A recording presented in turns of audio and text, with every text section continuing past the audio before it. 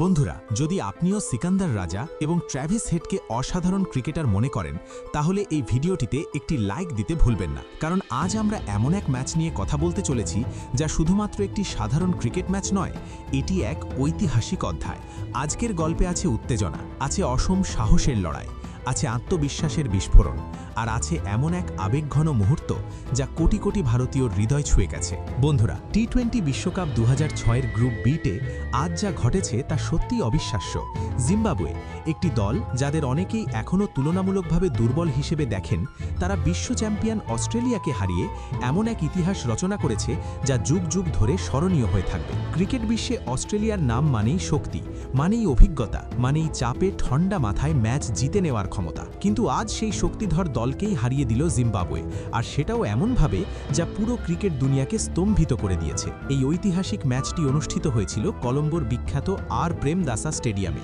Gallery কানায় কানায় পূর্ণ, দর্শকদের গর্জনে মুখর পুরো মাঠ। প্রত্যেক বল, প্রত্যেক রান, প্রত্যেক উইকেটের সঙ্গে বাড়ছিল উত্তেজনা। টস জিতে অস্ট্রেলিয়া প্রথমে বল করার সিদ্ধান্ত নেয়। তাদের পরিকল্পনা ছিল স্পষ্ট, শুরুতেই আক্রমণাত্মক বোলিং করে জিম্বাবুয়েকে চাপে ফেলে কম রানে আটকে দেওয়া। অনেক ক্রিকেট বিশেষজ্ঞই মনে করেছিলেন জিম্বাবুয়ে হয়তো 130-140 রানের বেশি তুলতে পারবে না। কিন্তু ক্রিকেট এমন এক খেলা যেখানে মাঠে নামার পর অতীতের রেকর্ড বা পূর্বাভাসের কোনো গুরুত্ব থাকে না, গুরুত্ব থাকে বর্তমানের পারফরম্যান্সে। জিম্বাবুয়ের ইনিংস শুরু হয় সতর্কতার সঙ্গে। ওপেনার ব্রায়ান বেনেট ছিলেন ধৈর্যের প্রতীক। শুরুতে তিনি সময় নিয়ে উইকেটে সেট হন, বোলারদের মুভমেন্ট বোঝেন, তারপর ধীরে ধীরে রান তোলার গতি বাড়ান। 56 বলে তার অপরাজিত 64 রানের ইনিংস ছিল জিম্বাবুয়ের সংগ্রামের ভিত্তি। তিনি ঝুঁকিপূর্ণ শট খেলেননি, কিন্তু সুযোগ পেলেই বলকে বাউন্ডারির বাইরে পাঠিয়েছেন। তার ব্যাটিং ছিল পরিকল্পিত, আত্মবিশ্বাসী এবং দায়িত্বশীল। তিনি শুধু রান করেননি, পুরো ইনিংসকে গড়ে তুলেছেন। মিডল অর্ডার থেকেও ছোট ছোট কিন্তু গুরুত্বপূর্ণ অবদান এসেছে। তবে ম্যাচের গতি পুরোপুরি বদলে যায় শেষ কয়েক ওভারে।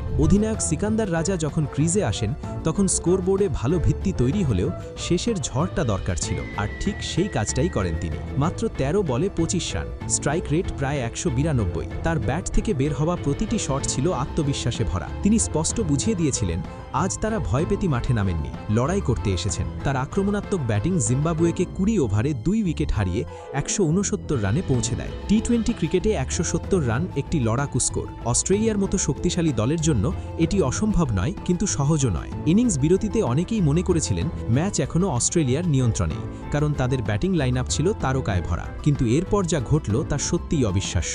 জিম্বাবুয়ের বোলাররা শুরু থেকেই আগ্রাসী মনোভাব নিয়ে বল করতে থাকেন। নিখুঁত লাইন ও লেংথ, সঙ্গে ধারালো গতি, প্রতিটি বলেই ছিল পরিকল্পনা। বিশেষ করে ব্লেসিং মুজারা বানিয়েছিলেন দুর্দান্ত। তার লম্বা উচ্চতা থেকে আসা বাউন্স অস্ট্রেলিয়ান ব্যাটসম্যানদের সমস্যায় ফেলে দেয়। তিনি ধারাবাহিকভাবে সঠিক জায়গায় বল ফেলেছেন এবং চাপ তৈরি করেছেন। একে একে 4টি গুরুত্বপূর্ণ উইকেট তুলে নিয়ে তিনি ম্যাচের মোড় ঘুরিয়ে দেন। তার স্পেল ছিল এই জয়ের মেরুদণ্ড। অধিনায়ক ট্র্যাভিস হেড শুরুতেই বড় ইনিংস খেলতে পারেননি। মাত্র 17 রান করে তিনি আউট হয়ে যান। গ্লেন ম্যাক্সওয়েল কিছুটা লড়াইয়ের চেষ্টা করেছিলেন, কিন্তু 31 রানে থেমে যেতে হয় তাকে। অন্য ব্যাটসম্যানরাও বড় জুটি গড়তে পারেননি। রান রেট বাড়ছিল, কিন্তু সঙ্গে সঙ্গে উইকেটও পড়ছিল নিয়মিত। চাপ বাড়তে থাকে, আর সেই চাপেই ভেঙে পড়ে অস্ট্রেলিয়ার ব্যাটিং লাইন আপ। শেষ পর্যন্ত 19.3 ওভারে 146 রানে অল আউট হয়ে যায় অস্ট্রেলিয়া। জিম্বাবুয়ে 23 রানের বড় ব্যবধানে ম্যাচ জিতে নেয়। শেষ উইকেট পড়ার সঙ্গে সঙ্গে মাঠে নেমে আসে আনন্দের বিস্ফোরণ। খেলোয়াড়রা একে অপরকে জড়িয়ে ধরছেন, কেউ হাঁটু গেড়ে বসে কৃতজ্ঞতা জানাচ্ছেন, কেউ আকাশের দিকে তাকিয়ে চোখ মুছছেন। এটা শুধু একটি জয় ছিল না, এটা ছিল আত্মবিশ্বাসের পুনর্জন্ম। কিন্তু বন্ধুরা, আসল আবেগঘন মুহূর্ত তখনও বাকি ছিল। ম্যাচ শেষ হওয়ার পর যে দৃশ্য দেখা যায় তা শুধু ক্রিকেট নয়, পুরো ক্রীড়া জগতের জন্য এক অনন্য বার্তা হয়ে থাকে। সেই মুহূর্তই এই ম্যাচকে চিরস্মরণীয় করে তোলে।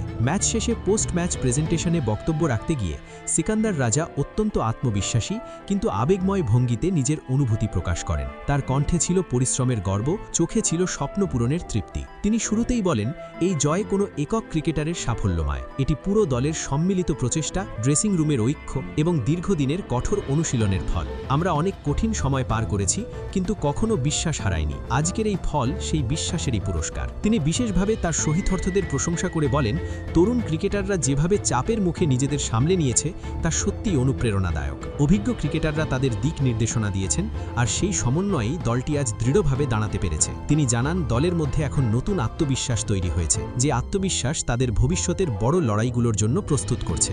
বক্তব্যের এক পর্যায়ে তিনি ভারতের প্রতি গভীর কৃতজ্ঞতা প্রকাশ করেন। তিনি ধন্যবাদ জানান board of control for cricket in ইন্ডিয়াকে, যারা বরাবরই সহযোগিতার হাত বাড়িয়ে দিয়েছে। তিনি উল্লেখ করেন যে বড় ক্রিকেট শক্তির সমর্থন ছোট বা উন্নয়নশীল দলগুলোর জন্য অত্যন্ত গুরুত্বপূর্ণ। তিনি আরও বলেন, ভারতের মাটিতে খেলার অভিজ্ঞতা এবং ইন্ডিয়ান প্রিমিয়ার লিগে অংশগ্রহণ তার এবং তার শহীদার্থীদের মানসিক দৃঢ়তা বাড়িয়েছে।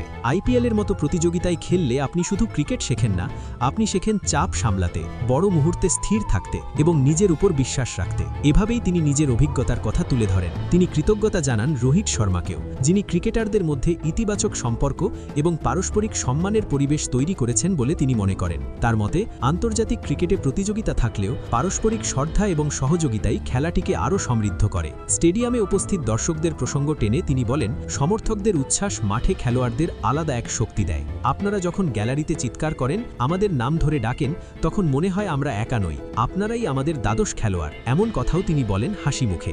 সব শেষে তিনি ভবিষ্যৎ নিয়ে আশাবাদ ব্যক্ত করেন। তার ভাষায়, এই জয় তাদের যাত্রার শেষ নয়, বরং নতুন শুরুর ইঙ্গিত। তারা আরও কঠোর পরিশ্রম করতে চায়, নিজেদের সীমাবদ্ধতা কাটিয়ে উঠতে চায় এবং আন্তর্জাতিক মঞ্চে আরও ধারাবাহিক সাফল্য পেতে চায়। তার বক্তব্যে স্পষ্ট ছিল, এটি শুধু একটি ম্যাচ জয়ের আনন্দ নয়, এটি আত্মবিশ্বাস ফিরে পাওয়ার গল্প, এটি সম্মান অর্জনের গল্প, এটি প্রমাণ করার গল্প যে সুযোগ পেলে যে কোনো দলই বড় কিছু করতে পারে। কিন্তু বন্ধুরা, সবশেষে আপনাদের কাছে একটা গুরুত্বপূর্ণ প্রশ্ন।